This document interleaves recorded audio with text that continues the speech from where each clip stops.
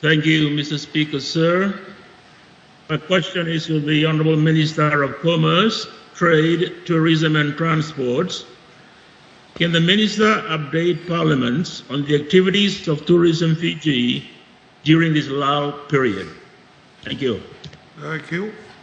I call on the Minister for Commerce, Trade, Tourism and Transport, the Honourable Faiyaz Koya. You have the floor, Minister. Thank you, Honourable Speakers. I want to thank this Honourable Member for the right question in the right forum. As I mentioned yesterday, Honourable Speaker, sir, Fiji's ultimate goal, as with every other destination, sir, is to safely restore quarantine-free travel. So in order to get there, we need to first and foremost restore the trust as a tourism destination, and Tourism Fiji will play a critical role in building this particular trust, sir. Mr. Speaker, sir, as we all know and as science dictates, COVID-19 is extremely volatile. We've had to adjust, we've had to adapt and act almost on a daily basis because the global situation keeps evolving. Last year, when Fiji was COVID contained, some of our markets were not. So now that we're in our second wave, our markets have either managed to contain the virus or have taken a similar turn as we have. And now, even as of yesterday and day before, if you all watched the news, even our contained neighbors are now facing difficulties, Australia and New Zealand. And with a reopening framework now in place, sir, this is where the work of Tourism Fiji will come into play.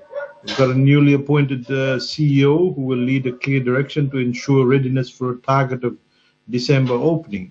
And this builds on the work with a focus on some key strategic priorities.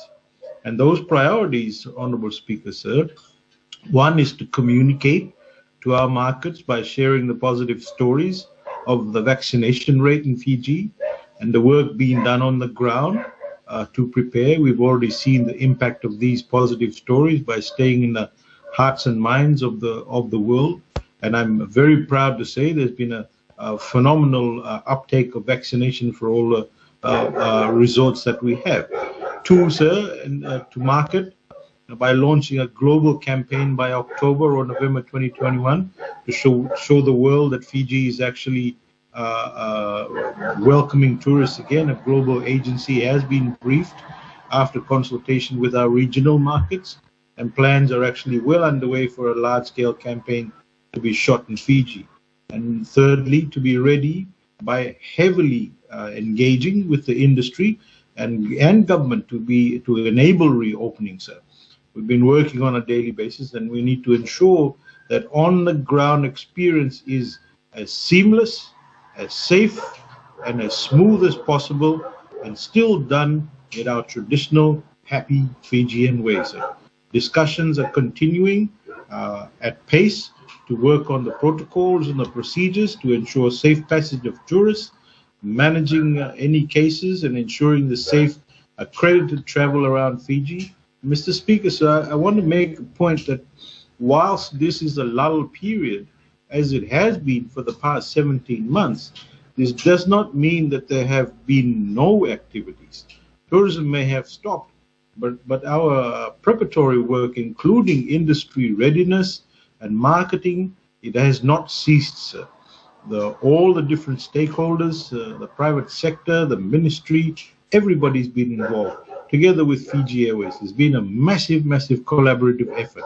As with other organizations and businesses, Honorable Speaker, sir, Tourism Fiji's budget has been reduced quite significantly, and we've taken a 32% reduction to about 26.2 million in this financial year. So with a marketing grant of around $20 million down $9.8 million compared to the pre-COVID levels, that, Mr. Speaker, sir, is a reduction of approximately 33% in Tourism Fiji's marketing budget. Tourism Fiji will realign and lead marketing activities across Fiji's international markets.